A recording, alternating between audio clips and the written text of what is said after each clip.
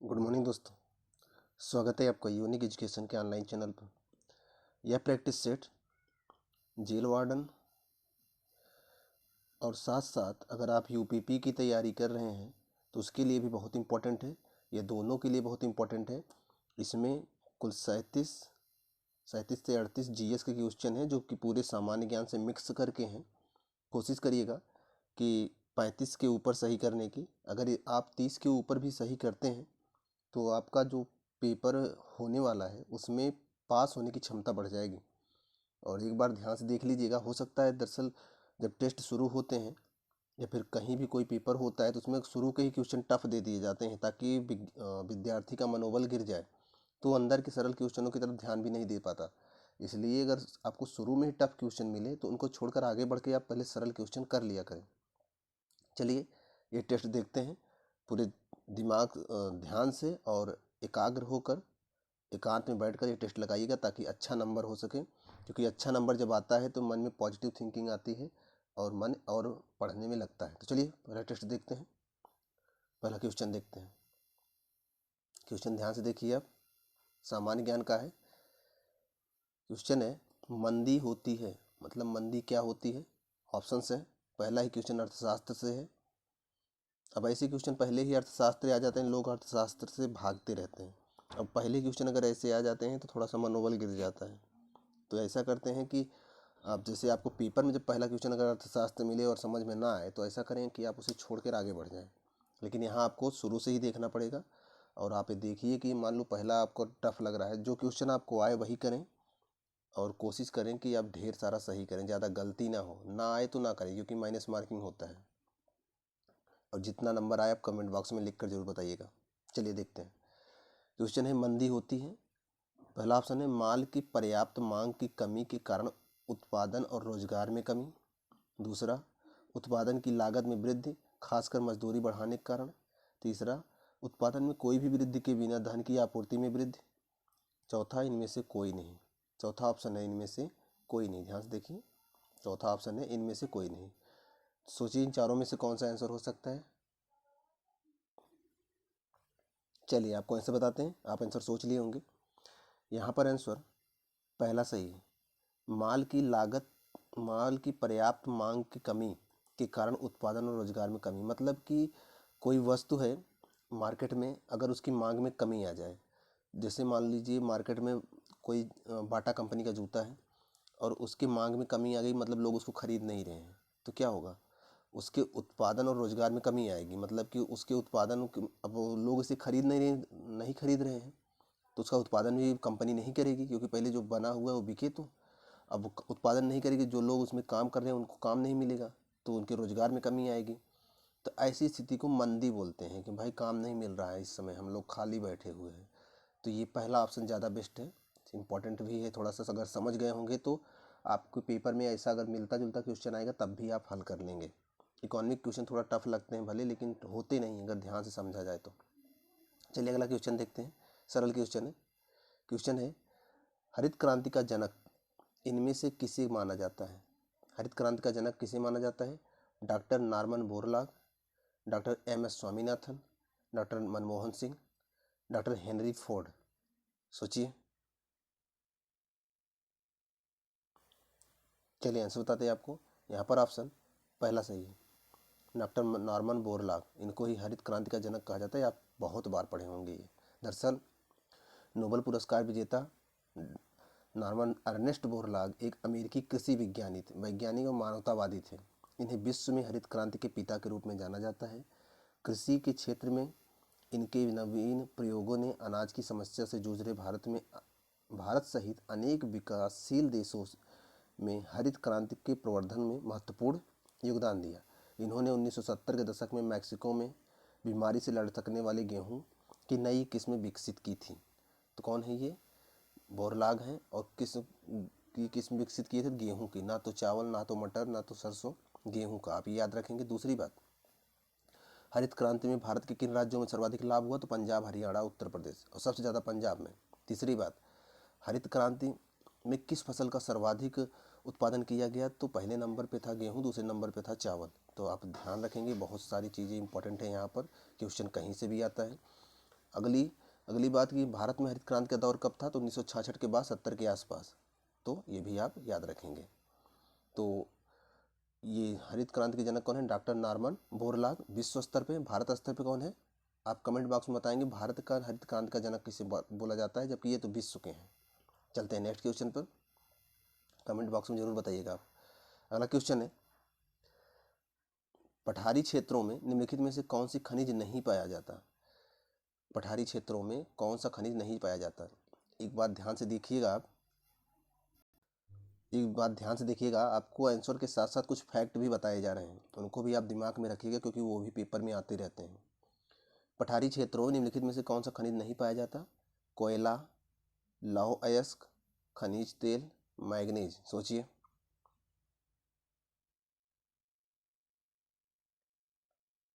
चलिए आंसर बताते हैं आपको। यहाँ पर ऑप्शन तीसरा सही है, खनिज तेल ये पठारी क्षेत्रों में नहीं मिलता। पठार, जैसे आप पढ़े होंगे छोटा नागपुर का पठार, दरअसल जो खनिज तेल मिलता है ये अपतटीय क्षेत्रों में मिलता है। जैसे मान लीजिए ये भारत है, तो ये इसका जो ये वाला क्षेत्र, इधर है अरब सागर, इधर है बंगाल की खाड़ी, इधर जो पानी वाले के क्षेत्र के पास जो क्षेत्र होता है यहीं पर खनिज तेल ज़्यादा मिलते हैं। और पठार तो अंदर है तो वहाँ पर नहीं मिलते। ये चीज़ इंपॉर्टेंट है, ध्यान रखिएगा। पठारी क्षेत्र में खनिज तेल नहीं पाए जाते, वहाँ कोयला मिल सकता है, लौह अयस्क मिल सकते हैं, मैग्नीज मिल सकता है और धातुएं मिल सकती हैं, लोहा मिल और सोना मिल सकता है, हीरा मिल सकता है। लेकिन खनिज तेल अपतटीय क्षेत्रों में, मतलब कि जो क्षेत्र पानी से लगा होता है वहाँ मिलती हैं। आप इस बात को ध्यान रखें, दिमाग में बैठा लीजिए, ये बहुत इंपॉर्टेंट फैक्ट है, भूगोल से थोड़ा सा अंदर से पूछ लिया है।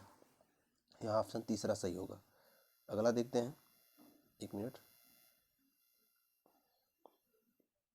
क्वेश्चन है, वे दो प्रमुख नदियाँ कौन सी हैं जो अमरकंटक के पठार से निकलती हैं परंतु वे अलग अलग दिशाओं में बहती हैं। चंबल और बेतवा, चंबल और सोन, नर्मदा और सोन, नर्मदा और बेतवा। सोचिए। चलिए आंसर बताते हैं आपको। यहाँ पर ऑप्शन तीसरा सही है, नर्मदा और सोन। दरअसल अगर आप भारत का मैप देखें, एक मिनट, अगर आप भारत का मैप देखें ऐसे, तो यहाँ आपको मध्य प्रदेश पड़ेगा, तो यहाँ से एक नदी निकली है नर्मदा, एक मिनट, ऐसे गुजरात मिलेगा, तो नर्मदा नदी ऐसे आई गुजरात से होकर अरब सागर में गिरती है, और यहीं अमरकंटक है नर्मदा, यहाँ मध्य प्रदेश में अमरकंटक है, यहीं से नर्मदा नदी आई है गुजरात में अरब सागर में गिरती है, और यहीं से निकली है सोन नदी, ये इधर ऊपर की तरफ जाती है और जाकर गंगा में मिल जाती है। तो ये बताया जा रहा है, कह रहा है कि आप क्वेश्चन पढ़ेंगे तो क्वेश्चन लिखा, वे दो नदियाँ प्रमुख कौन सी हैं जो अमरकंटक के पठार से निकलती हैं परंतु वे अलग अलग दिशाओं में जाती हैं। देखो आप, नर्मदा इधर जा रही है, सोन इधर जा रही है, तो ये अलग अलग दिशाओं में जाती हैं। थोड़ा सा आपको दिशा भी पता होना चाहिए। और अमरकंटक से नर्मदा और सोन नदी की उत्पत्ति होती है। नर्मदा नदी यहाँ से पश्चिम की ओर तथा सोन नदी पूर्व की दिशा में बहती है। अमरकंटक पठार, नर्मदा नदी, सोन नदी और जोहिला नदी का उद्गम स्थान है। यह मध्य प्रदेश के अनूपपुर जिले में स्थित है। यह हिंदुओं का पवित्र स्थल है। मैकाल की पहाड़ियों में स्थित अमरकंटक मध्य प्रदेश के अनूपपुर जिले का लोकप्रिय हिंदू तीर्थ स्थल है। कई महत्वपूर्ण फैक्ट है, ध्यान रखिएगा। चलते हैं नेक्स्ट क्वेश्चन पर। अगला क्वेश्चन ध्यान से देखिए आप। क्वेश्चन है, शक संवत की स्थापना किस सन में हुई थी। यहाँ सन पूछा जा रहा है। ईसा पूर्व 57, 78 ईस्वी, 319 ईस्वी, 248 ईस्वी। सोचिए।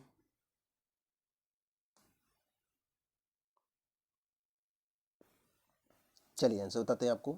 यहाँ पर ऑप्शन दूसरा सही, 78 ईस्वी। दरअसल शक संवत को प्रवर्तन में लाने का श्रेय कुषाण शासक कनिष्क को जाता। कनिष्क ने ही शक संवत की शुरुआत की थी। कनिष्क ने अपने राज्यारोहण के समय 78 ईस्वी में, ध्यान रखिएगा, 78 ईस्वी में एक संवत चलाया था जो आगे चलकर शक संवत के नाम से जाना गया। कुषाण साम्राज्य के पतन के पश्चात उनके सामंत शकों ने इस संवत का प्रचलन जारी रखा और भारत के राष्ट्रीय पंचांग में शक संवत का प्रयोग होता है। कई इंपॉर्टेंट चीज़ें हैं, याद रखिएगा। दरअसल जो कुषाणों के सामंत थे वो थे शक, और जब कनिष्क ने इसे चलाया था और जब कुषाण शासन खत्म हो गया तो जो उनके सामंत थे उनका शासन आया, मतलब शकों का शासन आया, तो शकों ने इसे जारी रखा, बंद नहीं किया। और आज जो हमारा राष्ट्रीय पंचांग है वो इसी संवत पर आधारित है, याद रखिएगा, इम्पोर्टेंट है। अगला देखते हैं, विजयनगर के किस शासक ने अपने साम्राज्य में पुर्तगालियों को चर्च बनाने की अनुमति दी थी? बहुत इंपॉर्टेंट चीज़ें हैं। विजयनगर के किस शासक ने अपने शासनकाल में पुर्तगालियों को चर्च बनाने की अनुमति दी थी कि आप आइए चर्च बनाइए, क्योंकि पुर्तगाली ईसाई थे? ऑप्शन है वेंकट द्वितीय, अच्युत राय, तिरुमल, कृष्णदेव राय। सोचिए।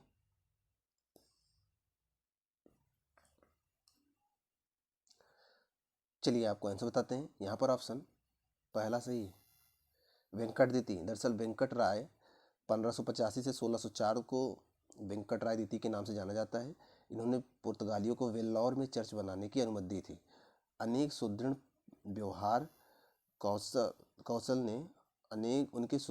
कौशल ने पुर्तगालियों के साथ सौहार्दपूर्ण संबंध स्थापित करने में सहायता की, जिससे 1607 में एक जेसुइट मिशन स्थापित हुआ। वेंकट द्वितीय के 3 दशक के शासनकाल ने विजयनगर साम्राज्य की समृद्धि और गौरव को पुनर्जीवित होते देखा।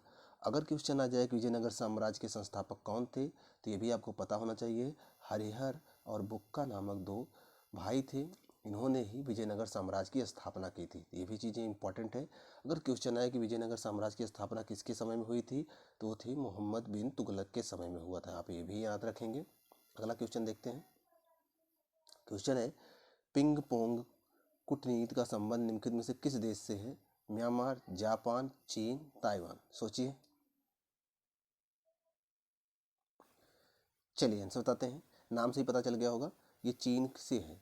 पिंग पोंग, चिंग चोंग, टिंग टोंग, ऐसे नाम आप वहीं पर चीन में ही पाओगे, तो ये चीन का है। अब ये जो पूछा गया है कि पिंग पोंग कूटनीति का संबंध किस देश से है, तो ये चीन से है। नाम से ही जान गए होंगे। चीन और अमेरिका के बीच 1970 में के दशक के बीच तल्खी को कम करने के में अहम भूमिका निभाने वाले चीन के टेबल टेनिस खिलाड़ी जुआंग डुंग का 73 वर्ष की उम्र में हाल ही में देहांत हो गया। इनके द्वारा उठाए गए कदमों को पिंग पोंग डिप्लोमेसी के नाम से जाना जाता है।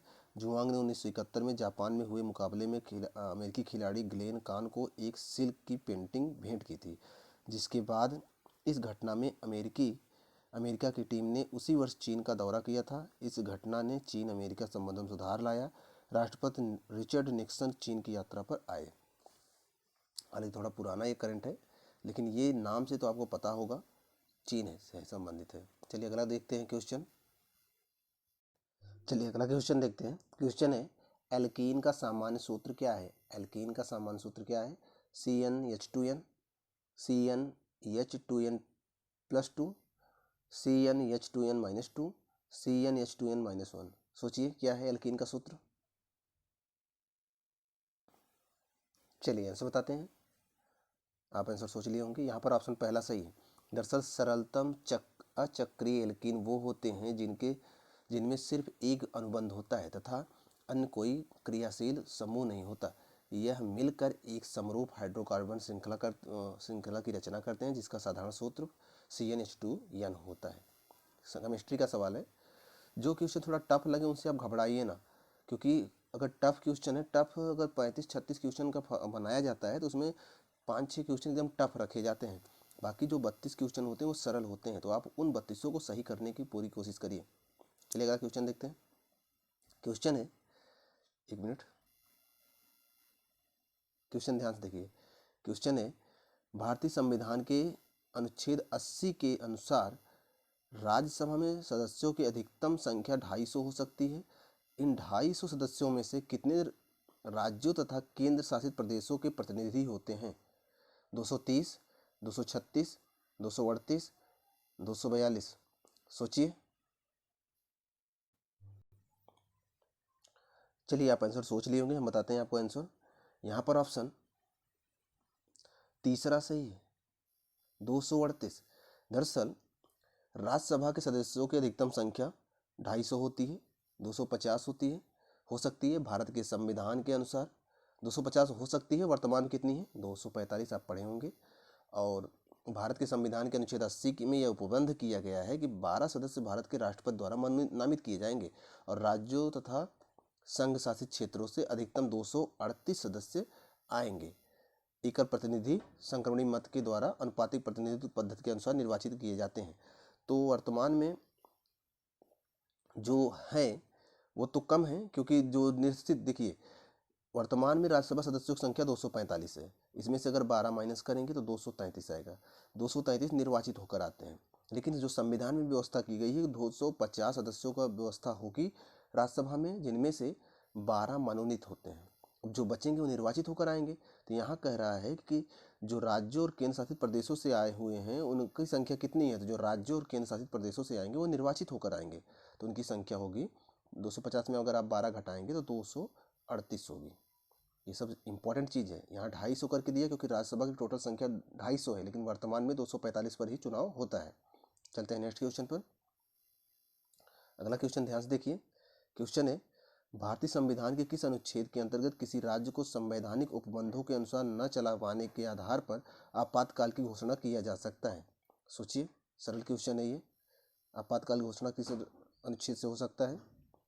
ऑप्शन है 350, 352, 356, 368। ये देख लीजिए 368 है। सोचिए।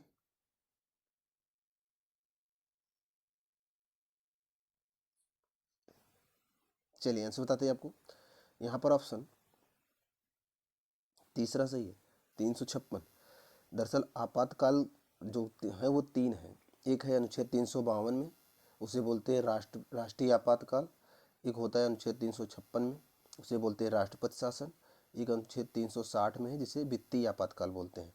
तो यहाँ क्वेश्चन पूछा है कि भारतीय संविधान के अनुच्छेद के किस अनुच्छेद के अंतर्गत यदि संवैधानिक उपबंधों के अनुसार शासन न चला पाने के आधार पर आपातकाल की घोषणा हो सकता है।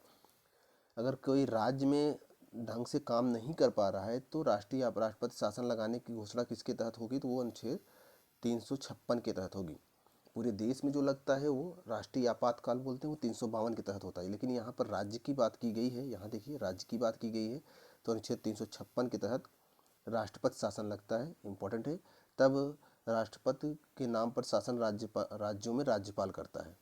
चलते हैं नेक्स्ट क्वेश्चन पर। अगला क्वेश्चन देखिए।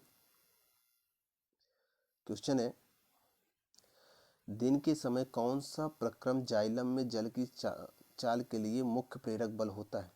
वाष्पोत्सर्जन, कर्षण, वाष्पीकरण, चूषण, स्थानांतर। सोचिए।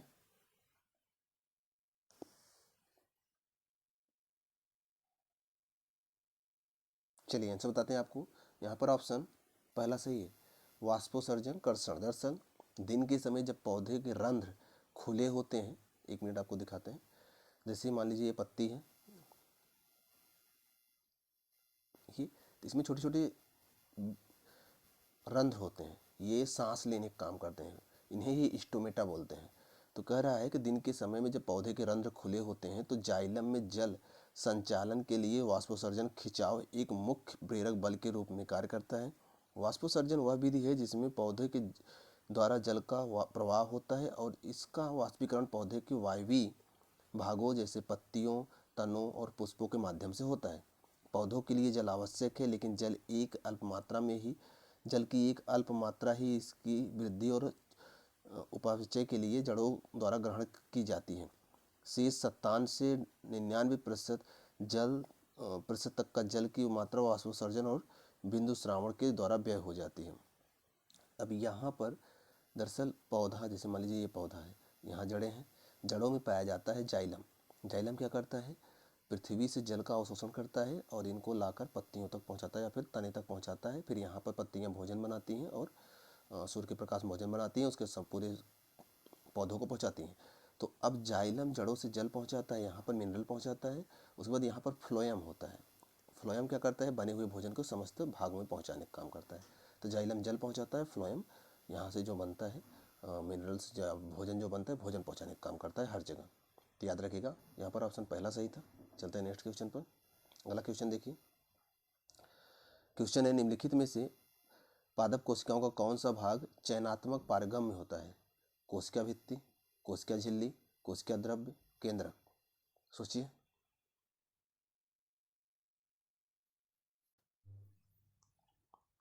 चलिए आंसर बताते हैं आपको। यहाँ पर ऑप्शन दूसरा सही है, कोशिका झिल्ली।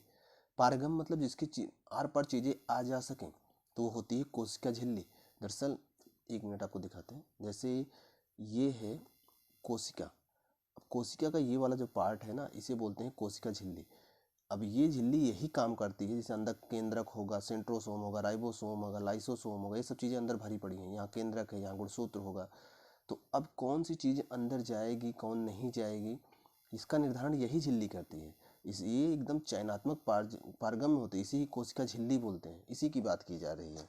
और पादप कोशिकाओं में कोशिका झिल्ली चयनात्मक पारगम्य होती है। इसका अर्थ यह सिर्फ कुछ खास चीज़ों को ही अंदर या बाहर जाने देता है। यह लचीली होती है, जो कार्बनिक अणुओं जैसे लिपिड तथा प्रोटीन की बनी होती है।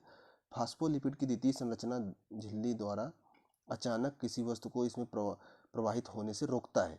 प्रोटीन एक दरवाजे के रूप में कार्य करता है और सिर्फ सही सामग्री को ही अंदर आने देता है। झिल्ली की चयनात्मक पारगम्यता कोशिका को समस्थित स्थिति में रखने की अनुमति देता है। मतलब ये प्रोटीनों और लिपिड से बना होता है। इनका काम यही होता है कि जो चीज़ें सही होती हैं उन्हें ही अंदर जाने देता है, नहीं तो पूरी कोशिका खराब हो जाएगी और पौधा सूख जाएगा। तो ये इसका काम होता है। चलते हैं नेक्स्ट क्वेश्चन पर। अगला देखते हैं। क्वेश्चन है 10,000 ओम प्रतिरोध वाले विद्युत पदार्थ में 0.1 एम्पीयर की धारा 25 सेकंड तक प्रवाहित करने पर कितनी जूल ऊष्मा उत्पन्न होगी? 250, 2500, 125, 1250। सोचिए। चलिए, आप सोच लिए होंगे, हम आपको आंसर बताते हैं। यहाँ पर ऊष्मा बराबर हीट बराबर हो जाएगा R गुणे I।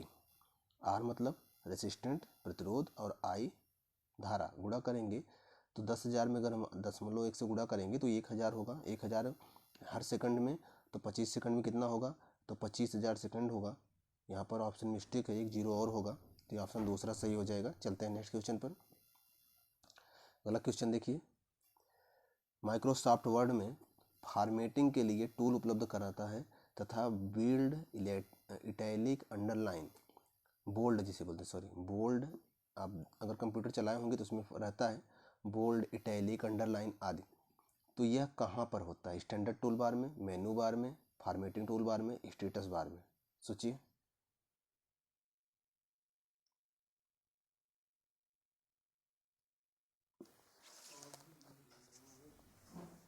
चलिए आंसर बताते हैं आपको। यहाँ पर ऑप्शन चौथा सही है, स्टेटस बार में होता है। दरअसल माइक्रोसॉफ्ट वर्ड में formatting toolbar bold, italic, underline आदि के फॉर्मेटिंग टूल बार उपलब्ध कराता है। वर्ड 2017 से आगे के फीचर्स फॉन्ट कमांड के नीचे दिए जाते हैं। ये होम टैब में फ्रंट ग्रुप में आते हैं। बोल्ड क्या करता है? ये आपके डॉक्यूमेंट में टेक्स्ट को बोल्ड करने की अनुमति देता है। इटैलिक डॉक्यूमेंट टेक्स्ट साइज को तिरछा, जिसे इटैलिसाइज बोलते हैं, करने का देता है। और अंडरलाइन जो होता है उसके नीचे अंडरलाइन करने की अनुमति देता है। ये कहाँ पर होते हैं? सब के सब स्टेटस बार में होते हैं। माइक्रोसॉफ्ट वर्ड अगर आप कंप्यूटर चलाए होंगे तो उसमें होगा ये सब। चलते हैं नेक्स्ट में, एक मिनट। चलिए अगला देखते हैं। अगला है गर्म पानी अभ्यारण्य कहाँ पर है? गर्म पानी अभ्यारण्य कहाँ पर है? ऑप्शन है जूनागढ़ गुजरात, दिफू असम, कोहिमा नागालैंड, गंगटोक सिक्किम। सोचिए गर्म पानी अभ्यारण्य कहाँ है? चलिए आंसर बताते हैं। भूगोल से काफ़ी क्वेश्चन है यहाँ पर। यहाँ पर ऑप्शन दूसरा सही है, दिफू असम में है। दरअसल गर्म पानी वन्यजीव अभ्यारण्य असम के कार्बी अंगलांग जिले में स्थित एक वन्यजीव अभ्यारण्य है। यह गर्म पानी गर्म पानी और जलप्रपात वाले सबसे पुराने अभ्यारण्यों में से एक है और नंबोर अभ्यारण्य से घिरा हुआ है, जिसमें 51 दुर्लभ प्रजाति पाई जाती है। तो इंपॉर्टेंट है, याद रखेंगे, असम के दिफू में है। अगला चलते हैं, देखते हैं। अगला क्वेश्चन देखिए, एक मिनट। क्वेश्चन देखिए, निम्नलिखित में से कौन सा गंधार कला विद्या की विशेषता नहीं है? गंधार कला, मथुरा कला आप सुने होंगे। तो ये कह रहा है कौन सी उसकी विशेषता नहीं है। तो पहला है, इसे शकों और कुषाणों द्वारा संरक्षण दिया गया था। इस पर भारतीय यूनानी प्रभाव है। इसमें मानव आकृतियों का वास्तविक चित्रण होता है। अगला है, इसकी व्युत्पत्ति हीनयान से हुई है। हीनयान महायान आप बौद्ध धर्म की शाखाएं आप जानते होंगे। कह रहा है इसकी उत्पत्ति हीनयान से हुई है। सोचिए कौन सा विशेषता नहीं है, कह रहा है।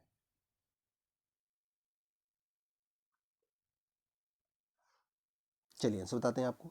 ये चौथे जो ऑप्शन है ये विशेषता नहीं है। दरअसल बाकी तीनों विशेषता हैं कि गांधार कला में इसे शको और कुषाणों संरक्षण मिला था, सही है। इस पर भारतीय और यूनानी प्रभाव था, सही है। इसमें मानव आकृतियों का वास्तविक चित्रण होता था, सही है।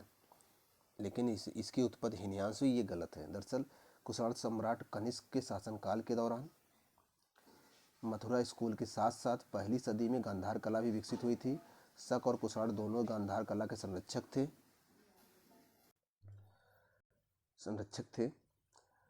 शक और कुषाण दोनों गांधार कला के संरक्षक थे। यह कला बुद्ध के मानव रूप में प्रथम मूर्तिकला प्रतिनिधित्व के लिए जाना जाता है।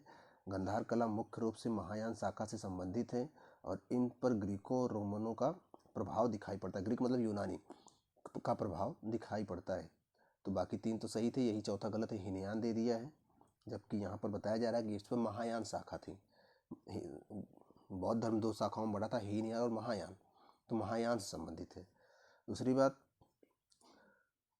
ये जो कला शैली थी, इसमें जो बुद्ध की मूर्ति बना के पूजा गया था, तो क्वेश्चन आता है कि पहली बार पूजी गई मानव प्रतिमा कौन सी थी, तो वो थी गौतम बुद्ध की।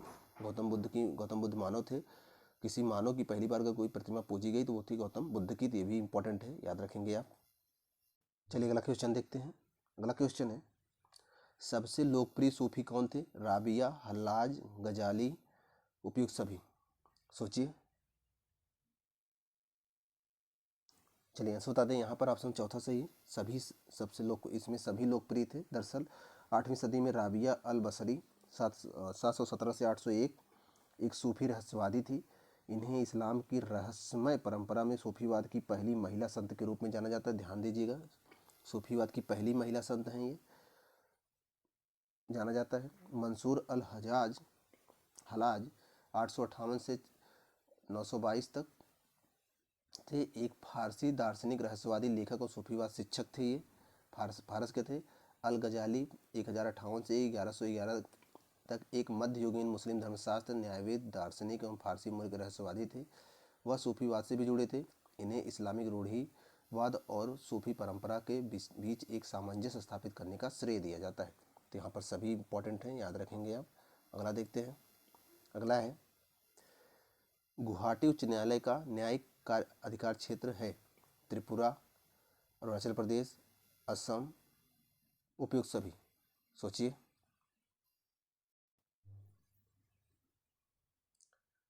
चलिए आंसर बताते हैं आपको। यहाँ पर ऑप्शन चौथा सही है। दरअसल एक उच्च न्यायालय एक से अधिक राज्यों के लिए उच्च न्यायालय का काम कर सकता है, ये आप पढ़े होंगे। भारत सरकार अधिनियम 1935 के पारित होने के बाद 1 मार्च 1948 को गुवाहाटी उच्च न्यायालय की स्थापना होती है, ये आप जानते रहिएगा। गुवाहाटी उच्च न्यायालय की स्थापना 5 पूर्वोत्तर राज्यों के लिए की गई: असम, मणिपुर, मेघालय, नागालैंड, त्रिपुरा और 2 संघ राज्य क्षेत्र अरुणाचल प्रदेश और मिजोरम। दरअसल उस समय जब स्थापित हुआ तो उस समय अरुणाचल प्रदेश और मिजोरम संघ राज्य थे, केंद्र शासित थे। मेघालय, मणिपुर, त्रिपुरा और के उच्च न्यायालय बनने के बाद गुवाहाटी उच्च न्यायालय ने इन तीनों राज्यों में अपने अधिकार क्षेत्र को समाप्त कर दिया है। मतलब कि मेघालय, मणिपुर, त्रिपुरा के उच्च न्यायालय बन गए हैं। मेघालय, मणिपुर, त्रिपुरा के उच्च न्यायालय वर्तमान में बन गए हैं। तो गुवाहाटी उच्च न्यायालय मतलब जो असम में है, उसने अपने अधिकार क्षेत्र यहाँ से समाप्त कर दिए। लेकिन स्वतंत्रता के बाद ये सभी इसके न्यायिक क्षेत्र के अधिकार क्षेत्र में थे। इंपॉर्टेंट है, आप इसको याद रखिएगा। अगला देखते हैं। इनमें से कौन सा शीतल समुद्र प्रवाह है? शीतल मतलब ठंडा समुद्र प्रवाह है। धाराएं होती है ना, गर्म धारा, ठंडी जलधारा, गर्म जलधारा, आप महासागर में पढ़े होंगे। कह रहा है कौन सा शीतल मतलब ठंडा है? गल्फ स्ट्रीम, लैब्राडोर, कुरोसियो, इनमें से कोई नहीं। सोचिए।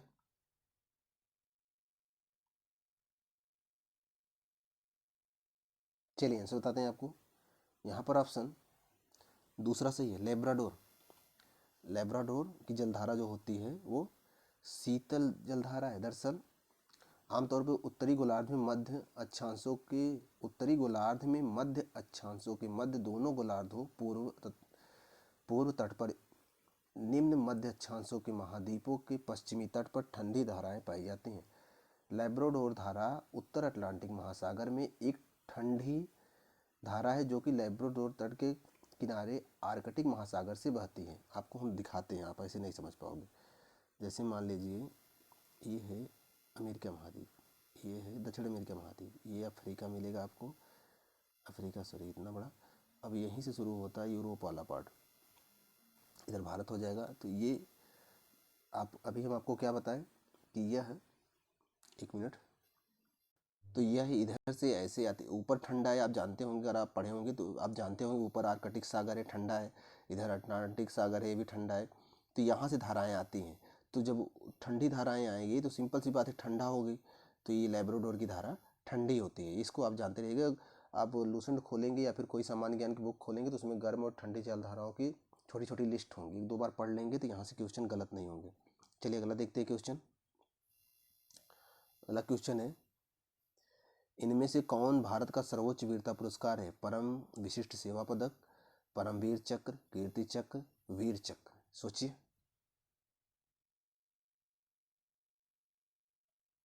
चलिए आंसर बताते हैं। जितने भी चक्र इसमें दिए गए, इनमें सबसे इंपॉर्टेंट है परमवीर चक्र। भारत का सर्वोच्च सैन्य और वीरता पुरस्कार परमवीर चक्र 26 जनवरी 1950 को स्थापित किया गया था, मतलब इसकी शुरुआत हुई थी 26 जनवरी 1950 से ये दिया जा रहा है।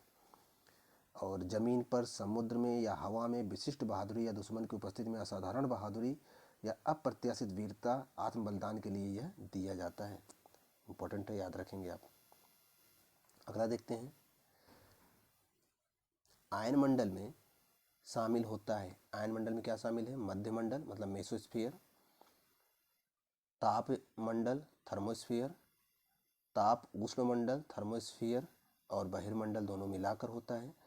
अगला है ताप उष्ण मंडल, बहिर्मंडल और मध्य मंडल तीनों मिलाकर होता है। तो आयन मंडल में कौन कौन शामिल होते हैं आप बताएंगे।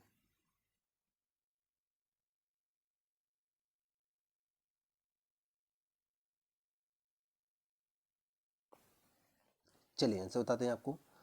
यहाँ पर ऑप्शन चौथा सही है, आप पढ़े होंगे, हम बता रहे हैं आपको। मान लीजिए पृथ्वी है, पृथ्वी के ऊपर क्षोभ मंडल, क्षोभ मंडल के ऊपर समताप मंडल, समताप मंडल के ऊपर मध्य मंडल, इसके ऊपर आयन मंडल है। तो आयन मंडल यहाँ से शुरू, यहाँ पर है, तो इसके नीचे के सभी एक प्रकार से इसी में शामिल हो जाते हैं। तो ये कह रहा है कि क्षोभ मंडल, मध्य मंडल और उसके ऊपर बहिर्मंडल, ये सब शामिल होकर आयन मंडल का निर्माण करते हैं, क्योंकि आयन मंडल सबसे बाहर है। तो ये ऑप्शन चौथा सही है, इंपॉर्टेंट है, याद रखिएगा। अगला देखते हैं। कागज के उत्पादन में अग्रणी राज्य है, किस राज्य में सबसे ज़्यादा कागज का उत्पादन होता है? सोचिए। बिहार, पश्चिम बंगाल, केरल, उड़ीसा। ऑप्शन के हिसाब से बताइए आप। चलिए आंसर बताते हैं आपको। यहाँ पर ऑप्शन दूसरा सही है, पश्चिम बंगाल। पश्चिम बंगाल में कागज का प्रमुख उत्पादक राज्य था, प्राचीन काल से ही है, लेकिन 1980 के दशक में महाराष्ट्र चौथे स्थान पर रहा, 1993 में दूसरे स्थान पे, 1996 में प्रमुख स्थान, 1996 में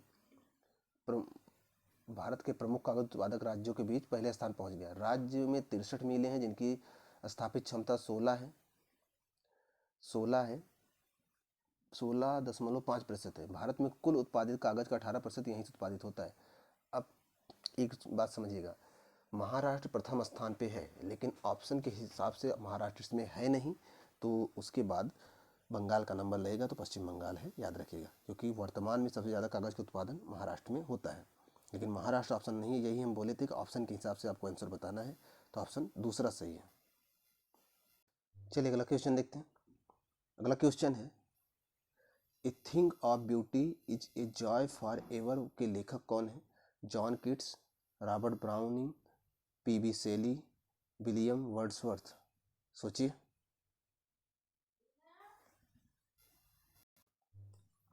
चलिए आपको आंसर बताते हैं। यहाँ पर ऑप्शन पहला सही है, जॉन किट्स। दरअसल एमियन जॉन किट्स की कविता है, जो पहली बार 1818 में प्रकाशित हुई थी।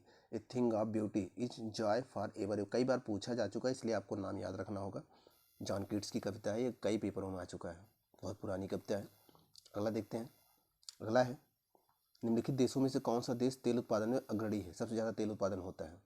Singapore, Thailand, Pakistan, Indonesia. आपको ऑप्शन के हिसाब से बताना है। चलिए आंसर बताते हैं आपको। यहाँ पर ऑप्शन पहला सही है, सिंगापुर। दरअसल सिंगापुर में पेट्रोलियम उत्पाद का देश अर्थव्यवस्था में महत्वपूर्ण योगदान है।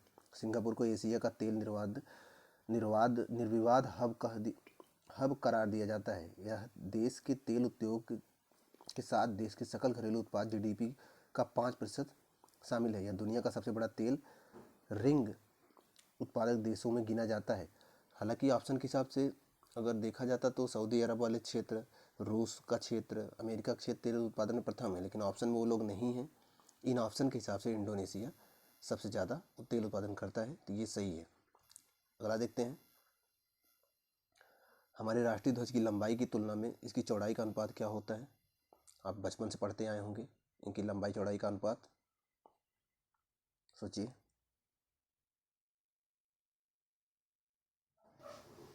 यहाँ पर ऑप्शन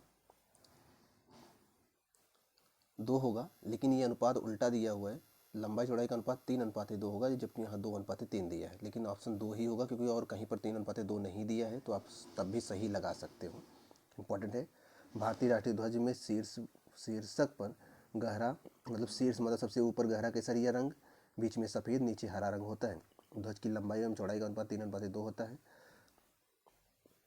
सफ़ेद वाले भाग में एक चक्र के भीतर नीचे नीले रंग का 24 तीलियाँ होती हैं। यह धर्म चक्र को दर्शाता है।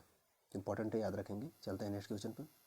अगला क्वेश्चन है, भारतीय शास्त्रीय नृत्य के प्रमुख स्रोत नाट्य शास्त्र के रचयिता कौन है? तो बहुत सरल क्वेश्चन है, ये ऑप्शन दूसरा सही है। चलिए हम आंसर आपको बता ही दिए, आप सोच लिए होंगे, ये भरत मुनि है। ऑप्शन दूसरा सही है। दरअसल कला विज्ञान प्रदर्शन पर नाट्यशास्त्र दुनिया का सबसे पुराना ग्रंथ है। भरत मुनि द्वारा कला पर इस विश्वकोशी नाम को 36 अध्याय में विभाजित किया गया और इसमें 6000 से अधिक छंद हैं। नाट्य शास्त्र का पहला अध्याय कार्य के निर्माण का एक अर्ध ऐतिहासिक, मुख्यतः काल्पनिक विवरण है। भरत मुनि बहुत बार पूछा गया, इसलिए याद था, अचानक मुंह से निकल गया।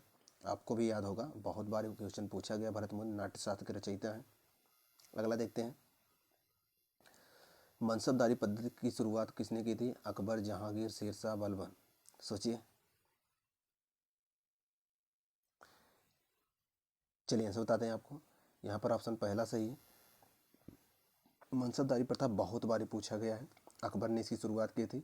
मनसबदारी प्रथा सेना के कुछ हिस्सों को बनाए रखने के लिए अकबर द्वारा सैन्य प्रशासन और क्षेत्रीय आदेशों के लिए आरंभ की गई थी। मनसबदारी प्रणाली मंगोलिया में प्रचलित प्रणाली से लिया गया था। मुगल अफसरशाही में चाहे वे हिंदू हो या मुस्लिम हो, उनको सैन्य सेवा के बदले मनसबदारी प्रदान की जाती थी। उन्हें कुछ निर्धारित संख्या के अनुसार कुछ निश्चित संख्या में सैनिक, हथियार और घोड़े लाना पड़ता था।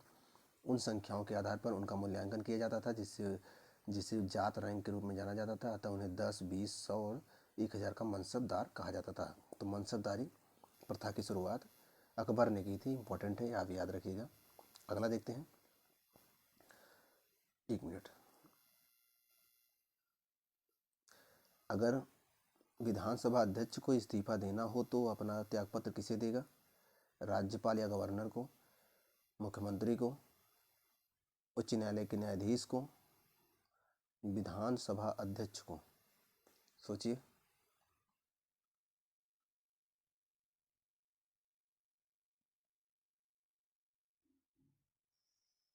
चलिए आंसर बताते हैं आपको। कह रहा है अगर विधानसभा अध्यक्ष को अपना इस्तीफा देना होगा तो किसको देगा? विधानसभा उपाध्यक्ष को देगा। ऑप्शन चौथा सही है। आप ये पढ़े होंगे, संविधान का अनुच्छेद 179 179 179 के विधानसभा के अध्यक्ष या उपाध्यक्ष के रूप में पद धारण करने वाला सदस्य किसी भी समय यदि वह सदस्य अध्यक्ष या उपाध्यक्ष को संबोधित करे और वह इस्तीफा देना चाहे, त्यागपत्र देना चाहे, दे सकता है। अध्यक्ष उपाध्यक्ष को दे सकता है, उपाध्यक्ष अध्यक्ष को दे सकता है। दोनों अदली बदली करके अपना इस्तीफा दे लेते हैं। अगला देखते हैं, चुनाव याचिका का अधिकार। चुनाव याचिका, चलिए देखते हैं, चुनाव याचिका का अधिकार किसको है? संसद, सर्वोच्च न्यायालय, उच्च न्यायालय, चुनाव आयोग। चलिए आंसर बताते हैं आपको। यहाँ पर ऑप्शन तीसरा सही है, उच्च न्यायालय को। उच्च न्यायालय को विशेष रूप से RPA 1951 के तहत चुनाव याचिकाओं को निपटने के लिए क्षेत्राधिकार दिया गया है। तो इंपॉर्टेंट है, याद रखिएगा, उच्च न्यायालय को है। अगला देखते हैं, इनमें से किसने अपने प्रतिद्वंदियों को अपने ही मंत्रिमंडल में शामिल किया था? हेनरी किसिंजर, सेयोनार्ज, मार्गरेट थैचर, रॉबर्ट मुगाबे। सोचिए।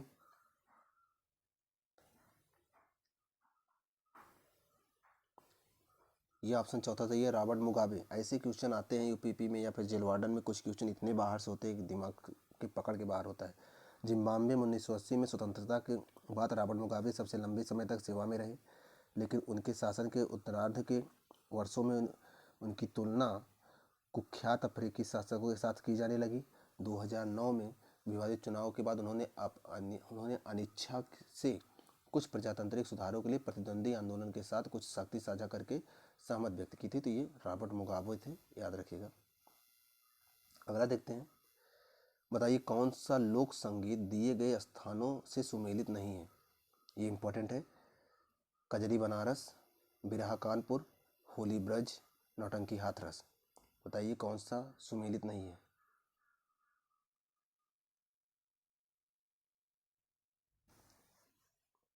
चलिए ऐसे बताते हैं आपको।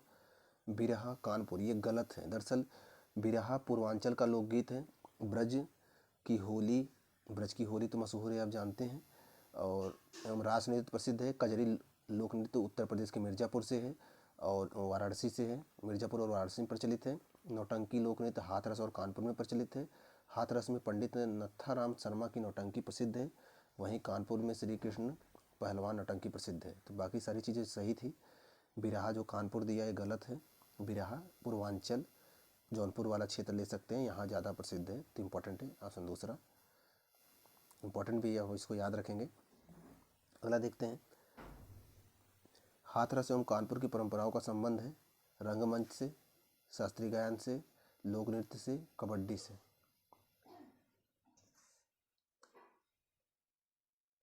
चलिए इनसे बताते हैं आपको। यहाँ पर ऑप्शन पहला सही, रंगमंच से। दरअसल उत्तर प्रदेश के हाथरस एवं कानपुर की परंपराओं का संबंध रंगमंच से। कानपुर एवं हाथरस उन दो महत्वपूर्ण स्थानों में से एक है जहां रंगमंच ने काफ़ी विकास किया है। इन रंगमंचों में रामलीला और नौटंकी प्रमुख हैं, याद रखिएगा, इंपॉर्टेंट भी हैं। चलिए अगला क्वेश्चन देखते हैं। क्वेश्चन है यूपी एसआईडीसी द्वारा विशिष्ट उद्योगों के हेतु पार्क स्थापित किए गए हैं, उस पार्क को चिन्हित कीजिए जिसका स्थान सही नहीं है। मतलब उत्तर प्रदेश में जगह जगह पर जो पार्क स्थापित किए गए हैं उनमें से आपको उस पार्क को चिन्हित करना है जो दिए गए स्थानों से मैच नहीं करता है। ऑप्शंस हैं, एक मिनट। ऑप्शन है biotechnology park Lucknow, April park Noida, plastic city Kanpur, leather technology park Unnao.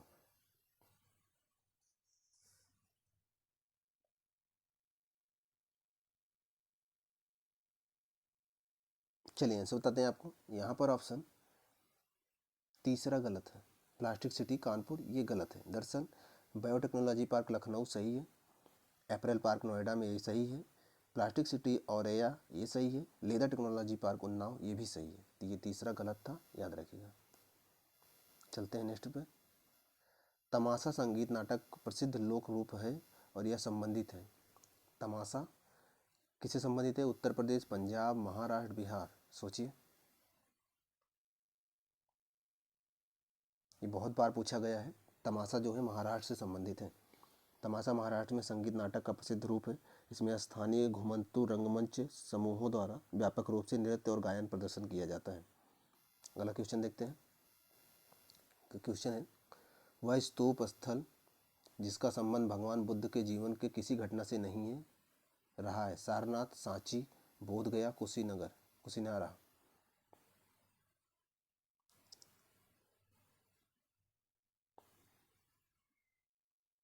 चलिए आंसर बताते हैं आपको। यहाँ पर ऑप्शन दूसरा सही है, सांची। दरअसल सांची के स्तूप का संबंध भगवान बुद्ध के जीवन की किसी भी घटना से नहीं है। मध्य प्रदेश के राजस्थान जिले में स्थित सांची के स्तूपों की संख्या 3 है। सबसे बड़े स्तूप महास्तूप के नाम से प्रसिद्ध हैं। तो इसका संबंध उनके जीवन से नहीं संबंधित है। मध्य प्रदेश में तो वो गए भी नहीं थे। अगला देखते हैं। प्रभासगिरी किसका तीर्थ स्थल है? बौद्ध, जैन, शैव, वैष्णव। सोचिए। चलिए आंसर बताते हैं आपको। यहाँ पर ऑप्शन दूसरा सही है, जैन।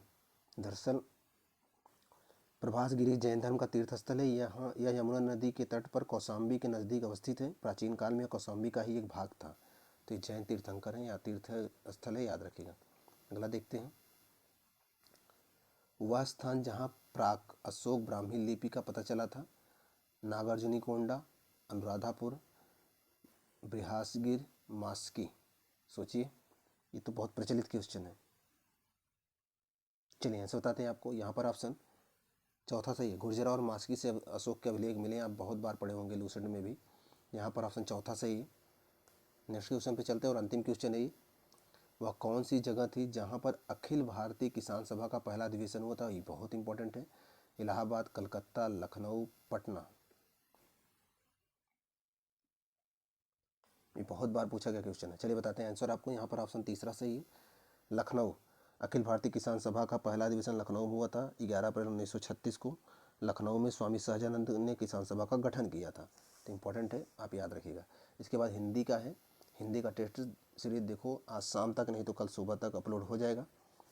आप टेस्ट जब भी लगाएं तो इतना मान के चलें कि 5-6 क्वेश्चन ऐसे होंगे जो बहुत टफ होंगे, जो आपके समझ से बाहर होंगे। बाकी अगर ये 38 क्वेश्चन में से 6 क्वेश्चन निकाल दें, फिर भी आपको 32 क्वेश्चन सही करने होंगे। अगर आप 32 सही कर रहे हो, समझ लो आपकी जीएस की तैयारी बहुत अच्छी है, वो ख़राब नहीं है, उसे बहुत अच्छा माना जाएगा।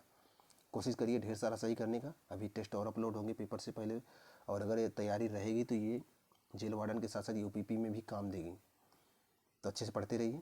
अगर चैनल पर नए, चैनल को सब्सक्राइब कर लीजिए। मिलते हैं नेक्स्ट वीडियो में, तब तक आप पढ़ते रहिए।